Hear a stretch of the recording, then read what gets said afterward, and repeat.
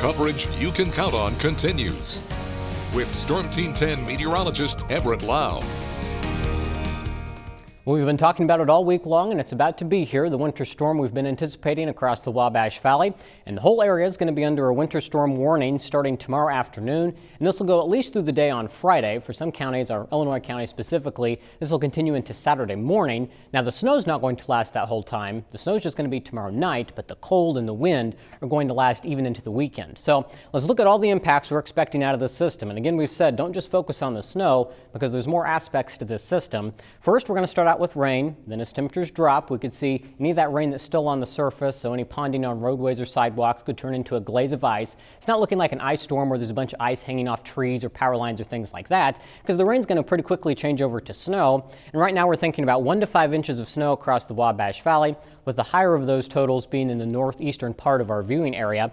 Then Thursday night, the wind starts to pick up. That will continue into Friday. During that time, we could see wind gusts as high as 40 to 50 miles per hour. So all that snow is going to be blowing around, reducing visibility, causing some issues with blowing snow and drifting snow, and also potentially knocking some limbs into power lines. So that's going to remain a concern.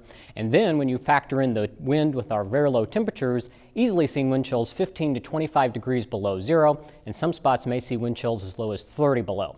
So let's time out when we're expecting this precipitation to move in. As we get into the early morning hours, we can't rule out a few of these little isolated showers, but I think the most widespread precipitation holds off until about the morning commute. So it could be a soggy start to the day. We'll take this through tomorrow morning. By lunchtime, you're noticing cold air is starting to work into the Wabash Valley.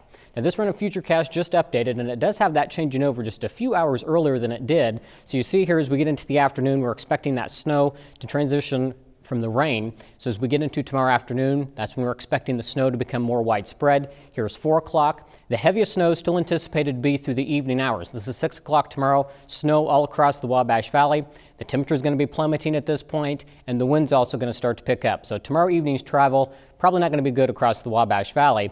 We get to 9 o'clock tomorrow, still seeing snow, especially across our Indiana areas. But then notice the snow kind of moves out of here fairly quickly. By midnight tomorrow, most of the snow's done. At least the new snow falling from the sky is still going to be blowing around because of the wind. So we're still going to have treacherous travel into the day on Friday.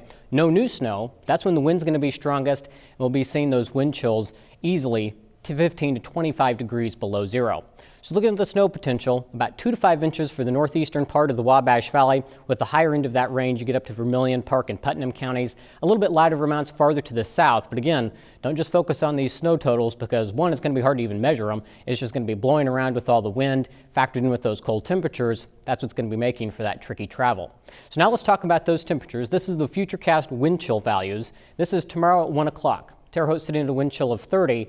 But watch this Arctic air come in from the west. By 5 o'clock tomorrow, Terre Haute's got a wind chill of 7, already below zero farther to the west, and those numbers just keep plummeting. By this time tomorrow night, looking at a wind chill of 20 below zero, and they just keep dropping. By the time we get to Friday morning, we're looking at wind chills about 25 to 30 degrees below zero across the Wabash Valley, and they don't really improve over the course of the day Friday. Still looking at wind chills by about 6 o'clock on Friday, 20 degrees below zero. So that's why it's going to be very dangerous for prolonged exposure, especially when it comes to hypothermia and frostbite.